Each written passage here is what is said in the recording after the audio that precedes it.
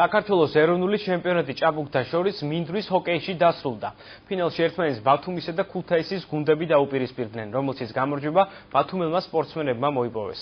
ბრინჯაოს მედლის მფლობელი თბილისის გუნდი გახდა, რომელმაც მესამე ადგილისთვის ბრძოლაში აბაშა დაამარცხა. ფინალურ ეტაპს გიორგი წეროძე დაესწრო. ძლიერი წვიმის მიუხედავად ჭაბუკთა შორის საქართველოს ჩემპიონატის ფინალური შეხვედრა არ გადადებულა. ფინალში ერთმანეთს ბათუმისა და ქუთაისის მინდვრის ჰოკეის კლუბები დაუპირისპირდნენ. შეხვედრის პირველი ნახევარი ბათუმელთა გამარჯვებით ანგარიშით 1-0 დასრულდა. მეორე ტაიმში ბათუმელმა სპორტსმენებმა მოწინააღმდეგის კარი ორჯერ აიღეს, თუმცა ქუთაისის კლუბმა შეხვედრის ბოლო წუთებში ორივე გოლი გაქვითა და შედეგი მინიმუმამდე შეამცირა. მატჩი საბოლოოდ 3-2 დასრულდა. ბათუმის მინდვრის ჰოკეის გუნდმა ჩემპიონის ტიტული მოიპოვა.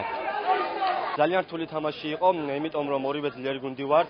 ყოველთვის გვიწევს ფინალში თამაში და ეხლა ჩვენ მობილიზებული ვიყავით. ყველანაირად შევეცადეთ, რომ გაგვეხორციელებიან გამჭოლი პასები, ქონდა დაგეგმილი გადათამაშებები და ამის მეშვეობით ჩვენ გავიმარჯვეთ. მოწინააღმდეგე გუნდი ძალიან ძლიერი იყო და ზოგადად ამისრალი იყო, რომ დავმარცხდით. თორე სხვა თამაშები ყველგან წარმატებას მივახდეთ და სხვათაშორის ძალიან კარგად. ჩემპიონატში თბილისის, ქუთაისის, აბაშის, ლანჩხუთისა და ბათუმის ორი გუნდი ასპარეზობდა. ბრინჯაოს პრიზიორი თბილისის გუნდი გახდა, რომელმაც მესამე ადგილისთვის ბრძოლაში აბაშა დაამარცხა.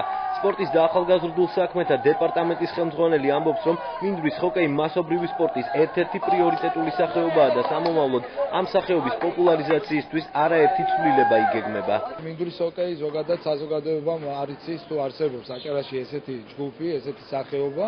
ამიტომ უნდა მოახდინოთ ამის განვითარება, იმიტომ რომ მინდვრის ჰოკეი მოგეხსენებათ არის ოლიმპიური სახეობა და ამისათვის ჩვენთვის რაც ყველაზე მთავარია მასობრივი ჩართულობა აქვს, მასობრივი დატვირთვა და რა თქმა უნდა მაქსიმალურად შევეცდებით, რომ კიდევ უფრო მეტი ხელი შევუწყოთ. თუ ყავდა ჩვენ სტატისტიკურად დაახლოებით წლის განმავლობაში 10-დან 20-მდე ბავშვი, დღეს ეს რაოდენობა და კონტინგენტი გაზრდილია დაახლოებით 40-მდე ამ ეტაპისათვის.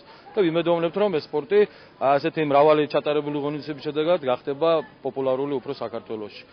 საქართველოს პირველი ჩემპიონატი მინდვრის ჰოკეიში 1974 წელს ჩატარდა. მაშინ ჩემპიონის ტიტული ბათუმის კლუბმა მოიპოვა. ზუსტად 40 წლის შემდეგ საჩემპიონო თასი ბათუმელმა სპორტსმენებმა ისევ დაისაკუთრეს.